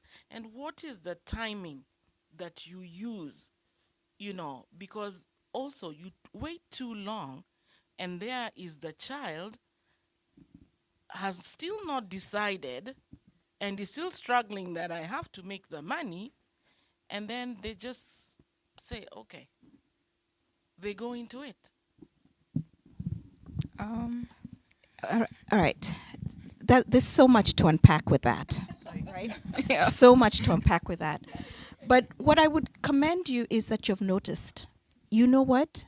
What young people need today is a trusted voice. And if you're that to your daughter, go to her and just say, I see you. I see your struggle. And she will open up to you. And what she's seeking is your approval and permission. for her to say, I don't want this for me. It starts there. And on the other side, again, our community has some work to do. I tell many of my friends, people getting to know me, I'm open to talking to whoever you send my way, because I see this struggle. I feel I've had this struggle myself. So I'll offer that to you. The other thing I can say, for sure, our community needs healing. And one of the things we are doing at Hope Leadership Trust, because we really understand this, is we have created a safe environment for healing. We have been conducting healing classes from February this year, where it's a safe space for women to unpack themselves and heal. Once we heal, there's nothing we can't be able to create or overcome. The other thing is we're still also on the building stage as a non-profit organization. And one of our goals is to have an African Center of Excellence here in Washington State. And it's coming. And when that time comes, when we call you who is watching us, when we call you, come. Because this is a place where we unpack the real thing. You know? I can say like Kenyans. I'm from Kenya. But now I think I can call myself an East African because of my family, which has extended its borders. We need our own center. If you look at the Asians, they have their own center. And Hope Leadership Trust looks forward to build a center of excellence for Africans here in Washington. And in a couple of weeks on 29th, we're going to be hosting a gala for the youth. This is a place where the youth between 13 years old to 24 years old, they are able to come and network. And next year, summer, we're going to be having programs for them, leadership programs. We're going to be having different programs packaged for them. This does not mean that those who are just meeting there or those who are just mentoring them are just from one career center or something. No, it's a place where they are able to grow themselves. So we are still creating spaces, and we need to join our hands and realize, yes, there is a gap in our community, and the only way we can do is to create those avenues and to work on them. I did want to also just add one more thing. The fact that we're in America, it's okay. Don't be afraid about time running out. People start over at many stages in life, right? So when, again, also there's a question about what does success look like? Success at 20 and 30 and 40 and 50 looks so different. So I love that we can actually take risks and start over again. So it's not too late. That's the other message that we need to be talking about, and about when we think about success and bucking stereotypes and things like that. So I just want to add on what she has said about you and your daughter. As you talk to her, start highlighting things that she's really good at. I'm sure there are many. Like, you do this really well. You're so good at this. This comes naturally to you. Because at the end of the day, with choosing her career or what she wants to do in the future, it's what she's comfortable doing, what she does really well, and what comes naturally to her. Once you start highlighting those things, then she'll start thinking about them and even perhaps doing them more or think about them more. And you'll see her gravitating towards a certain kind of thing. And to the point where she's meeting people in the community like them, she will sort of have a vague direction, or she somehow knows she's just looking for, more information. I think also to add onto that is that give her purpose, because purpose eventually gives you direction. And with that, I think she'll be able to, with your guidance, make a very informed decision about where she wants to be now and in the future. And to finish, 1 minute. To finish, to add some thing about that, they need to understand success is also not about the material thing or the career thing. Success comes in so many ways. It can be the peace which you're having. It can be the freedom which you're having. It can be the gift of family. So let them not just look success is just making it in a career dimension or making it in material wise. And as Carol said, a success journey is different for everybody. There are some who have to go through different stops. There are some who will come across the railway. They have to stop. And there are some who will take long, but they are going to the destination. I feel like you've just taken the thought from my mind, what I was going to say, but I'll just reiterate. Apart from success looking different, maybe it's time that they sought the healing first and go to leadership as a referral. So they sought the healing, and apart from the healing, after the healing, now they sought like a career counselor and somebody who can walk them through career choices. Because as much as it's ingrained in them that they have to, for example, do healthcare, it's not a must.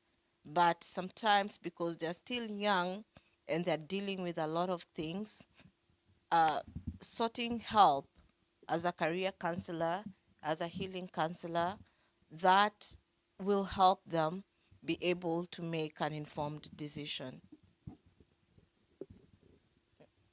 Oh, you had a question. Yeah, my name is Lalei. I'm a strategic communication specialist as well.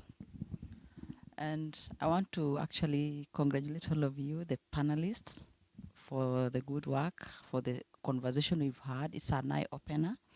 It's so insightful and profound. I would want to add to what the participants here have also said. There's this, we have to get out of that cocoon of the mindset of it's only about healthcare. Because everyone who comes in, they tell you, why are you doing this? We have people who have come as professors, accountants, and where they are landed is what? Healthcare.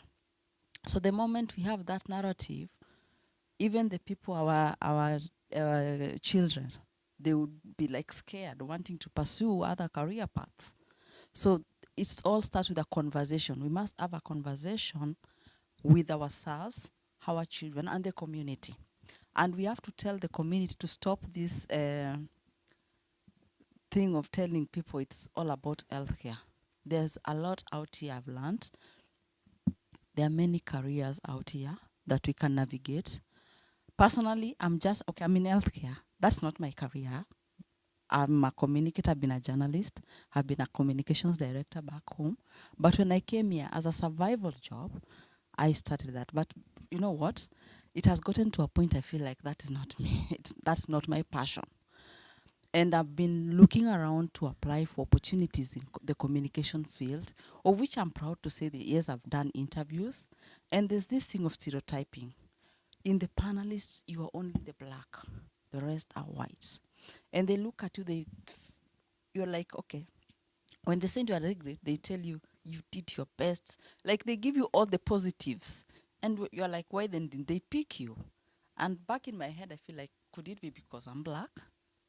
So how do we navigate that? Because congratulations by the ladies. When where have you been? That's the question we're all asking here. Where have you been? You need to come out, help people also navigate.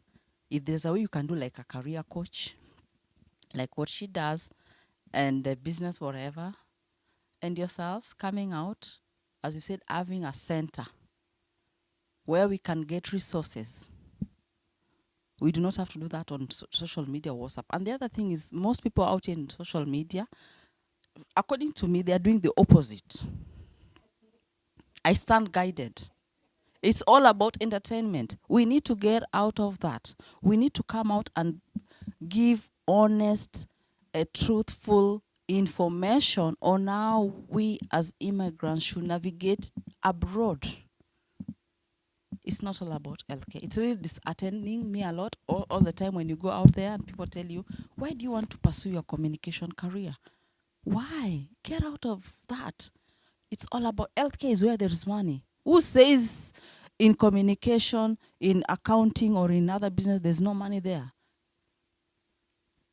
I want to. I'll keep on saying congratulations. And Imani, thank you for this session you had today. It's quite profound. And by the time I get out of here, while we do the networking out here, we'll need to have a conversation within ourselves so that we can reach out to our communities. Yeah.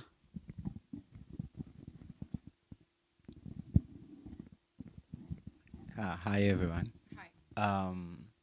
I just want to add something from there. By the way, I'm Miles. I'm a certified home care aides.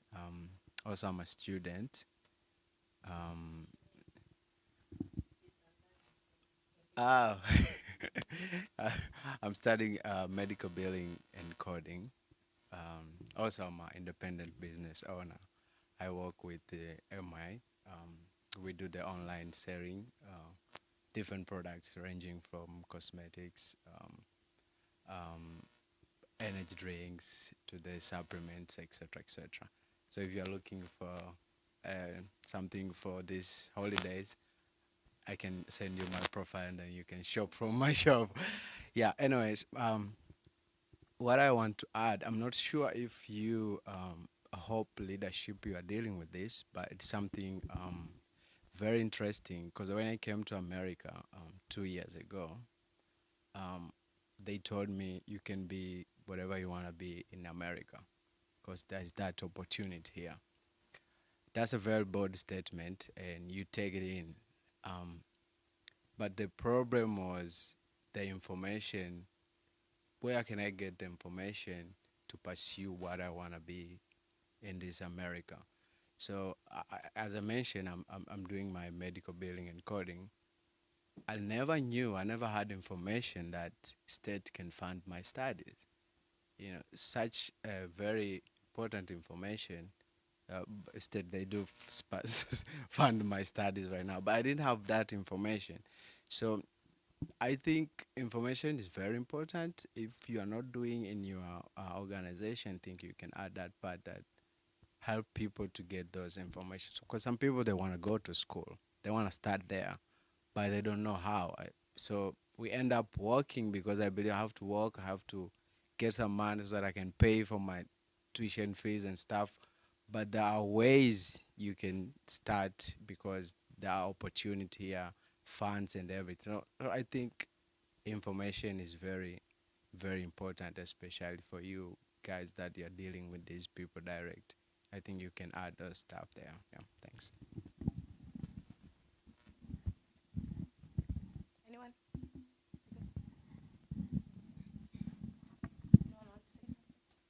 Yeah, I'd like to say something, and I think it comes from the questions that have come from the rest of the participants in this conversation, and I feel as though there's a need for a resource center. That resource center probably could be virtual, you know, with tips and directions and contacts on how to guide our fellow immigrants on career pathways away from what is obviously the most common. And I see it as a challenge to you, Faith, to come up with it. But it shouldn't be you alone. I mean, I am somebody who's working in healthcare, but with communications, what do you call it, abilities. So these are possibilities that can come out of here, and it's good that this conversation is happening because we don't know what we can build going forward to aid the society and to aid future generations, so that you know that when you come here, you've got options that also make you feel happy, because freedom is everything for people, and freedom is not only financial freedom, it's the freedom in expressing yourself, in doing what you love, in living a fulfilled life. Yeah. I'm so happy to hear people are wanting help and resources, and I feel like there's two sides to this coin. There's often times where we have seen, like some of us have been here multiple decades, and you're providing help and saying, okay, what you're seeing today this is not how I started off, right? No one knows that I stopped at a train station once and just begged someone to give me bus fare. You know, that kind of thing. No one knows that, right? Okay. Yeah. They don't see the struggle behind everything. And many of us, Faith talked about being homeless and sheltered and things like that. So people don't see that. They're just seeing the success that is in front of them right now. But we need to encourage, again, asking for help.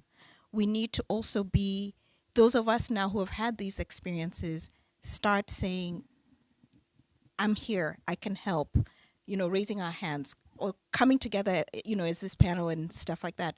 Happy to support whatever people are building to be able to support our communities, right? I was just thinking of when you talked about being a student.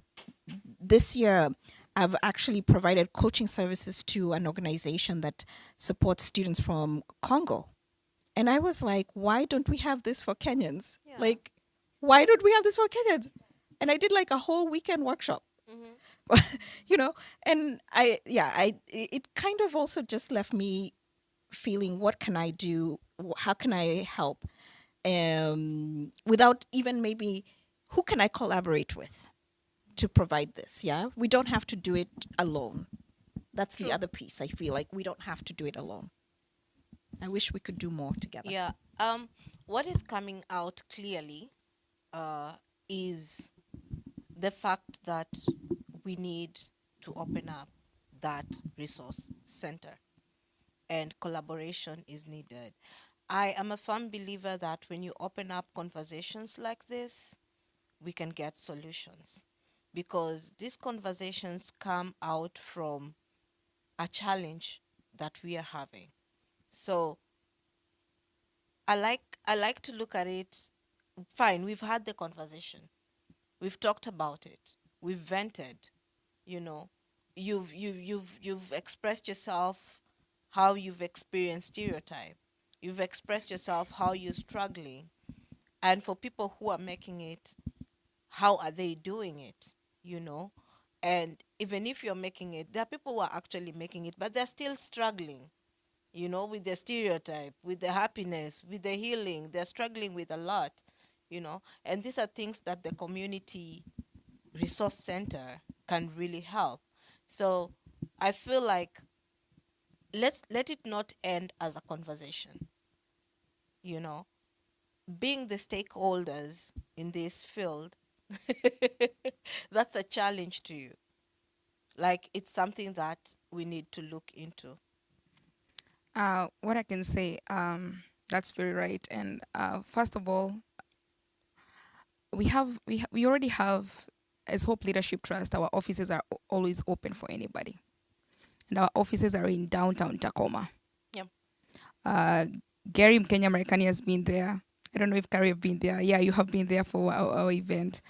And as we look forward to buy our own place, most of the time, we are a non-profit. It's not owned by anybody. The people own it. We call for volunteers. Very few people. So this is a challenge I want to pose in our community. That when we call for volunteers, if you want to sit in the board in the board, and there's something you've been looking forward to execute in the community, you can always apply to be in the board, the community board, and that's a way we can create a safe space for our community. It's not me alone, but when we do it together, we become more stronger. Yeah. Where have you been calling people? I haven't heard about you.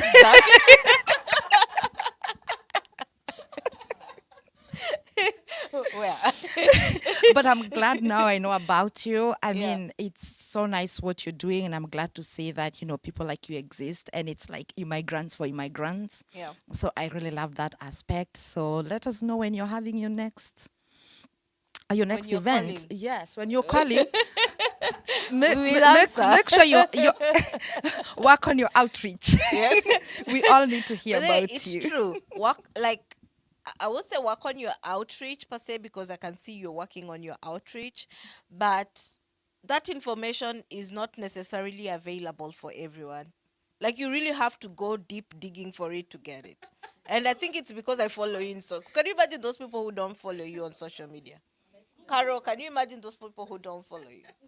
I want to speak for her. Faith is structuring up. She's building. Faith is building Hope Trust Leadership. It's been how many years? 2 years now. Now, it's a challenge to us here. I think I've watched her. I met her when she was doing insurance, the first time I ever met her. I have watched her grow, and I am so proud of who she's become. It's a challenge to us here right now, too. We've heard about Hope Leadership. The only way information goes round is when we all take an opportunity to share it out as well. Follow Faith, Hope Leadership Trust. Share her profile. There's programs and stuff that she has already done that is already amazing. Let's start with that as we encourage everybody else to look at Hope Leadership as it grows. There's so many thematic areas that can be created in Hope Leadership. We can have immigration information, or all the processes or the protocols needed when you get into America. Have a web page. Like he said, we can all join hands and support something to come up. If not in a structured system, then we can have an online platform. All our questions can be answered through that. There's immigration, there's going to be trauma and healing, there's going to be higher education. We can have all that resource. So let us be also the change that we want to see, because we are all growing and we are learning here today. Something I've been thinking about as we're having these conversations and talking about stereotyping, I've also seen and noticed that often when we talk about the African immigrant or the Kenyan immigrant, we often approach it from a point of deficit, right? Not necessarily as a value add, or we come with these strengths already, you know, and just imagine all that time, talent, treasure, if we came in together, that we could actually build. What kinds of resources and systems for ourselves that we could actually build if we came in and did that way, if we didn't always think we're coming in from a disadvantage. So that's to me, that's stereotype sometimes that's reinforced in the areas that how we arrive here, but we also come in with that, like, oh, I'm an immigrant, I don't have this.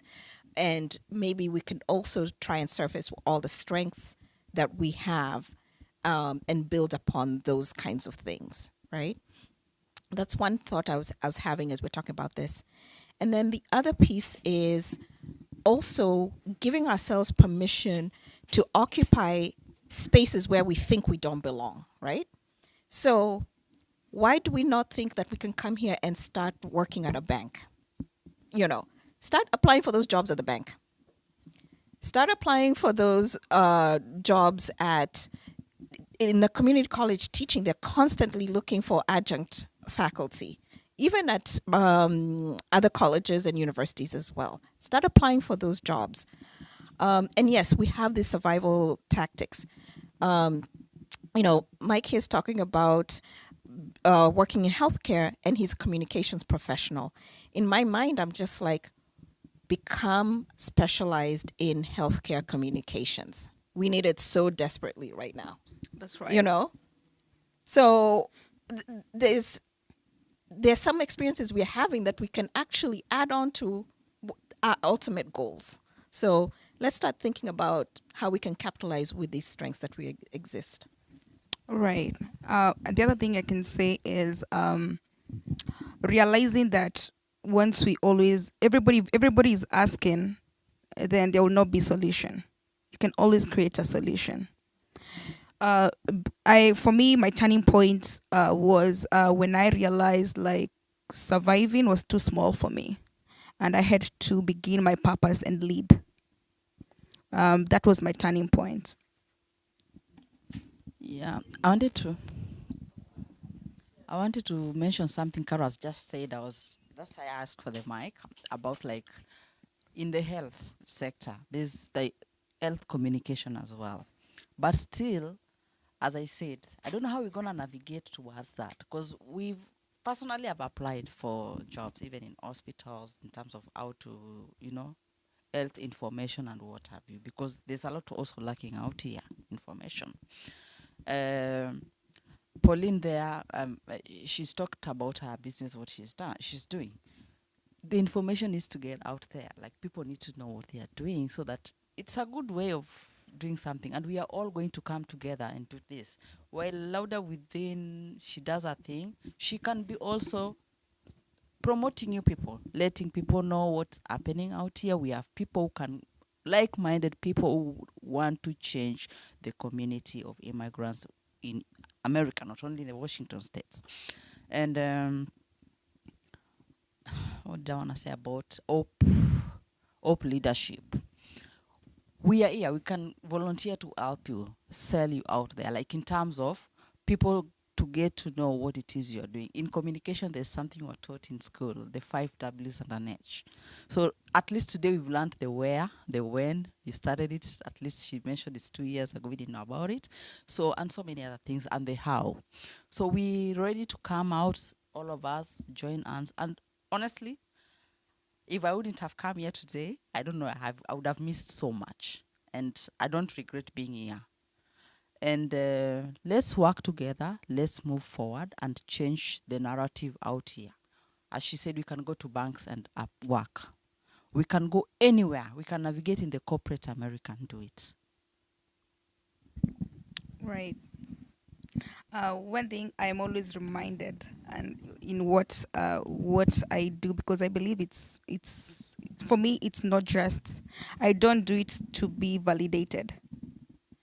I feel it's more of a calling. I will say I am reminded that my life is a gift from God. And what I do today is a gift back to Him. So this is a call to everybody. Identify your purpose, because identify your purpose and fulfill it with no seeking for validation. Yes. Maybe just to add, I know I said it earlier. I like what she's saying about identifying your purpose, because purpose gives you direction. And yeah.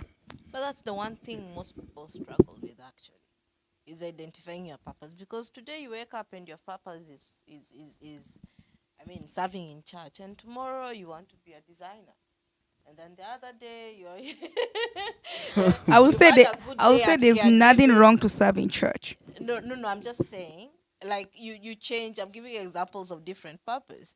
So the other day, maybe the next day you go to work, you're a caregiver, and the person maybe you're taking care of gives you a nice letter or like appreciates you or something like that, and you feel like, no, this is my purpose. So I like what you're saying, like identify your purpose. So that is like I said, some people struggle with identifying what is my purpose, and that boils down to have those self journeys into yourself, whereby you can look deep into yourself and identify what am I passionate about, and ask yourself, where is Faith? Where is Carol? Where is Imani? Where is Pauline? Where is Rosie? Where is Millie? Where is Lele? Where is Kenya Marikani? Where is Kama? Like, you need to look into yourself, Once you identify that purpose, I feel like you can have that best foot forward. Yeah, that's right. And I don't want anybody to think like I'm so perfect. No. I don't want anybody who is watching me today to think like I've not had my downs. I have failed multiple times. Those people who have been following me, they know it's been a journey. I've failed multiple times. I've done things and I've failed. And with that, I learn. Each and every time, I learn. And I feel like the moment you give up, that's when you'll become a loser. But when you refuse to give up, that's when you kind of start identifying, okay, this is what I did, which was not good. This is what I need to do. And you are able to recollect yourself and pick up yourself together. I also just wanted to add something. You know, the way you said today you wake up and there's a different thing that you're doing. I believe in all those things, there's one thing that which is ultimately your North Star, the one that guides you towards your true north. So there's no harm in doing all those things, but eventually, amidst all the things that you're doing, you'll find your true north. Yep. Anything, Polly? Another thing, I'll say there's nothing wrong to bend and shrink, Okay. or to you know, many of us, we traveled miles to come here, and we kind of found ourselves again. And maybe finding ourselves again, there's a route which you must take. Like when I came here, my first job was in law enforcement. Okay. Right? Being a law enforcement officer, that did not mean that I had forgotten my purpose, but I kept working on myself, you know, and I had to have a turning point where not just to live in survival mode, but live within my purpose. Okay. Yes. So, Polly. So I'd like to say, for any immigrant, you have to give yourself credit. For you to have come from where you came from to come here, I believe 95% come and start from zero. You're starting afresh. For you to build to something, even just being comfortable with a job, that's something. A lot of people don't know the struggle in that. They just say, oh, you're still doing this. Oh, why haven't you? Give yourself credit, and give yourself credit for today, yesterday, tomorrow. Every single day, count your little wins. That little thing that you did that will propel you forward, celebrate it. It may not be big, but you know what? That's what will take you to your 1 year goal, 5-year goals. So yeah, all I tell is give yourself credit. As long as you're here, you're doing it, you're pushing forward, you're doing well.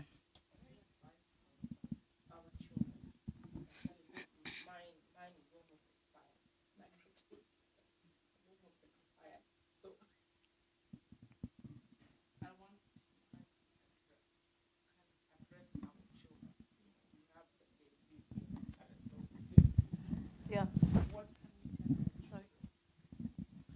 So, I hear you, and I understand what you're saying. And for those who, and I kind of feel that the advice is for us who had different careers back home. We were something else back home, and life brought us here because we were seeking something better. We already came here with direction. It's like we came here because we want to, we want to make something. So we have gone past that, peer pressure of our children who we brought here, who are now just getting out of high school and are being asked when they go somewhere, can we get your American passport? And they're like coming back home to ask you, hey, I mean, my son didn't even know what they're talking about. I get it. What is your message to that immigrant, our children, I get it. so that they can do something about it? Because like I said, me already expired. What I can say, I'm actually a Gen Z. And I came here when I was 20 years. And you can maybe calculate my years. So I'm not speaking in the aspect that I already have kids who are 40 years or kids who are so grown. I will say that release them to the world. Let them explore. If it's not the avenues or the spaces which my parents had to just leave me to do, I wouldn't be where I am today.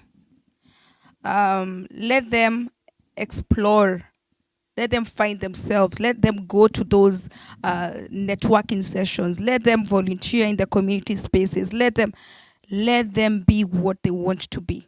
You can't tie them in the house forever. They need to be the birds out there. Let them find themselves. And when they do that, they are able to grow themselves. If I usually imagine that if my parents would not allow me to kind of explore. When I came here, I didn't have any person. I didn't have any family member here. I didn't have anybody. I'm imagining when I told my parents that I want to go to the United States, maybe they would be like, "You're so young, you can't go to the United States. There's nobody there." But they were like, "Okay, we're just gonna release you." So release them to the world, and pray for them.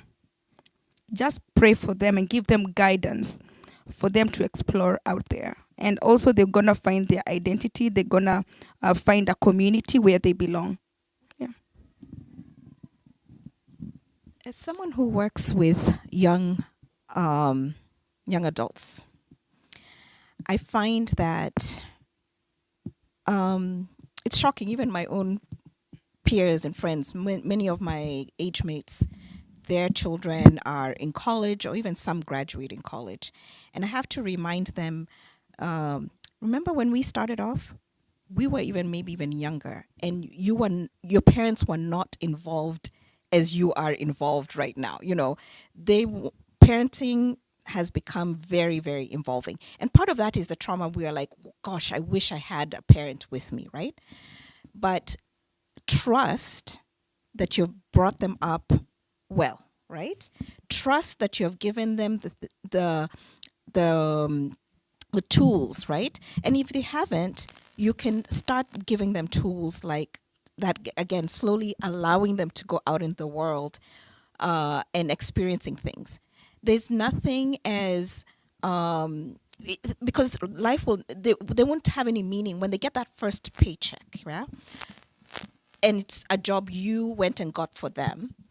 They don't have that same feeling of agency or accomplishment, like, oh wow, look, I earned this money, right? And then wanting to go out again and do it again and again, because it was the struggle of landing that job was handed over to them. But how you can say is, I've taken you to school, I've given you food, you don't have to struggle to study and everything. Now go find that job. Yeah? That's the role. And then the other part is with young, actually, this is really more for the parents or supporting family members. I always say, when they arrive in college or post high school and everything, there's always this question they get. So now what are you going to be? Who knows what they're going to be when they're 18 or 19 or 20? We need to forget that question. Yeah? We really need to forget that question because they don't know and they freeze. And it's that thing like, now if I say something, I have to stick with it and I'm stuck. Release them from that question. It's that thing of go out there now, start figuring out what it is that you want to do, right? Because we don't know it. We don't even know it even at 30. Even at 40, sometimes we're still trying to be like, yeah, give me a clue, right? So, yeah. And also, so life is not linear. And I think that's the other thing if I was to tell young people today, life is not linear. It's not this straight line this way. It's jagged, it's ups and downs. It's a roller coaster, woolen ball, and just mashed up. And eventually we do try and make it out. But we make it out by asking for help, having trusted adults around us or mentors and helpful resources that the people can turn into, and allowing people to pursue their dreams, right? Again, that thing of not boxing people up and not trying to create their lives for them. That's a sure path to feeling that I don't exist, really. What kind of existence is that? So, yeah. Yeah, so I think we have to wrap it up. one, timing. Two, if you are left to talk, we can talk until tomorrow. So we will wrap this session up. I don't know if somebody else has something. Mike has anything. Pauline, Faith, just to wrap up. To wrap up, I'm saying that you're not defined with the old person you were. I would say you need becoming yourself is much more important, and being authentically you. Yes, that's what I will say. I'll say do not compare yourself with anybody. You don't have the same journey, you don't have the same abilities, and your paths are different. So find your own path. For instance, like Lydia, when you said somebody asked you, why do you want to do communications? Why don't you do this? I want to ask you a question. Did it make you feel like maybe you should pursue communications?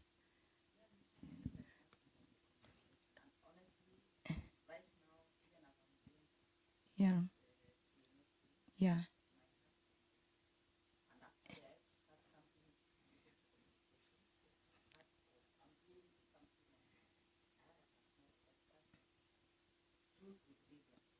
Yeah.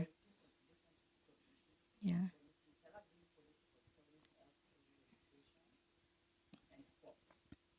Yeah. Yeah. Yeah. Yeah. I keep saying if somebody questions something that you tell them you want to do and they question it, that's the more reason why you should pursue it, because it means they can't see what you're seeing. Yeah. And that's why they're not doing what you're doing. Yeah. And I would say as immigrants, we have to talk to each other. Talk to people. Don't just confine yourself with the 3 people around you. Wherever you go, just talk to people, ask questions. It doesn't have to be any deep conversation. Just talk to people, see what they're doing, and then that would be your one way of knowing, even if you're going to use Google, what are you going to Google? Like he said, the gentleman who was seated there, that he didn't know about billing and coding and government paying for it. There's a lot of careers out there, but people have no idea, and you don't know where to start. Yeah. Carol, to wrap up. Okay. I have one quick story. I have a friend of mine who her dream would literally not leave her. She did everything. When I first met her 30 years ago, she had told me her dream was to become a doctor. But she did accounting. She became a CPA. Then she became an MBA. Then she did all kinds of other things. Until finally she got into med school, did her med school. But she also wanted to be a doctor here in America. And finally she got to do it last year. She's an MD now. And I'm telling you, that dream would not die. And that is a story to me. And in the meantime, she got married, had 4 kids. In fact, it's so funny, her graduation ceremony, one of her daughters was also graduating from college, and her son was graduating from high school. So don't squash your dreams. Follow them. Even no matter what the world is telling you and showing you and throwing at you and you trying to do the right thing, no, that dream will not die. Go for it. Yeah, and to pick up from there, in following your dreams, it means rewriting your narrative. So don't be afraid to rewrite your narrative. The script will play out and it will be a beautiful story at the end. And you are the definition of success. It's not other people. Your success is you and how you interpret it, how you perceive it, and how you portray it. And lastly, I think it's important that I think as a Kenyan community, we come together and have a solid resource base that can guide people here, people who are intending to come here, and future generations on different pathways to life in America. Thank you. Thank you very much, everybody, for coming. And thank you, our panelists, for sharing such insightful insights. We will share details of resources as we receive from them. We will share with everybody, and their contacts for career counseling, for business, for entrepreneurship, for hope, leadership, and trust. Is it just healing? Right now, you're specifically And dealing mentorship. Mentorship okay, and leadership mentorship, programs. yeah. And we will share all that information. And please, if you're out there and you're listening and you're struggling with yourself, please, please, please listen to this, subscribe, talk to us, talk to the people, talk to the panelists here. Like Pauline said, don't limit yourself to your circle. Look for that information, go for it, and thank you very much. Thank you for hosting us. You're welcome.